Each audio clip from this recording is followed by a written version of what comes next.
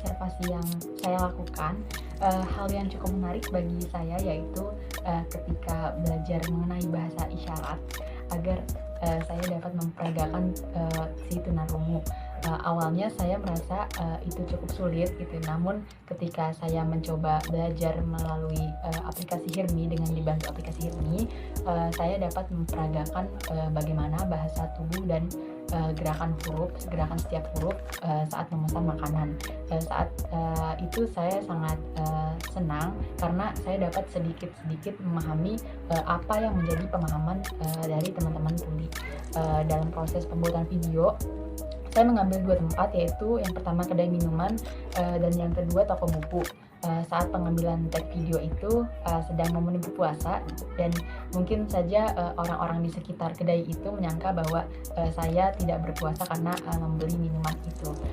Melalui tugas ini juga sudut empati saya tergerak dan lebih banyak belajar, juga memahami bagaimana perjuangan dari orang dengan disabilitas untuk beraktivitas dan lebih menghargai teman-teman disabilitas dengan mendukung segala fasilitas-fasilitas yang ada untuk memperluas akses bagi para disabilitas, karena mereka bukan tidak mampu untuk melakukan aktivitas seperti kita, mereka mampu namun dengan cara yang berbeda. Peragakan menjadi seseorang penyandang disabilitas fisik khususnya tunanetra adalah hal baru dan hal menarik bagi saya.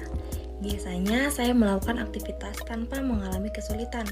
Namun ketika saya menjadi seorang penyandang disabilitas fisik, saya mengalami banyak sekali hambatan. Namun ini menjadi sebuah pengalaman yang menarik bagi saya karena saya bisa merasakan apa yang dirasakan oleh seseorang yang menyandang disabilitas fisik khususnya tunanetra. Orang-orang yang menyandang disabilitas fisik adalah orang-orang yang luar biasa dan juga hebat. Di saat saya hampir terjatuh karena menaiki tangga, mereka bisa menaiki tangga tanpa merasa kesulitan.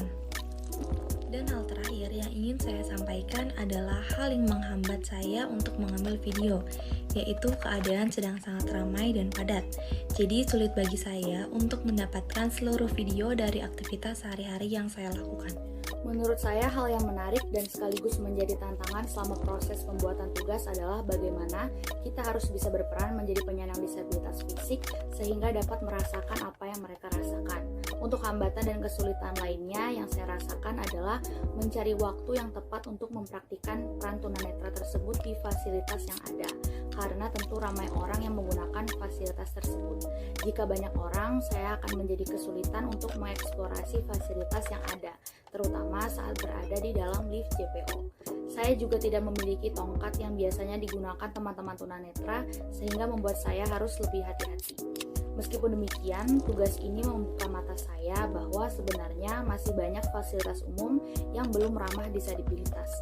Dan tugas ini memunculkan rasa empati di mana saya bisa merasakan secara langsung apa yang dirasakan teman-teman tunanetra tentang bagaimana sulitnya jika fasilitas yang ada tidak mendukung mobilitas. Mempraktikkan menjadi penyandang disabilitas fisik, dalam hal ini cacat kaki, adalah pengalaman menarik sekaligus menantang bagi saya. Karena baru pertama kali menggunakan kursi roda, saya sedikit bingung untuk mengoperasikannya. Dan yang saya sadari ternyata menggunakan kursi roda cukup membutuhkan energi yang banyak untuk mengayuhnya. Tantangan selanjutnya adalah saya cukup kesulitan untuk mencari tempat yang menyediakan fasilitas khusus disabilitas.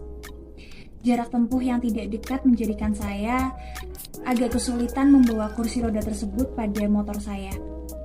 Namun, dari tugas ini menjadikan saya semakin bersyukur betapa saya dianugerahkan tubuh yang lengkap dan dapat menjalankan aktivitas sehari-hari dengan minim hambatan.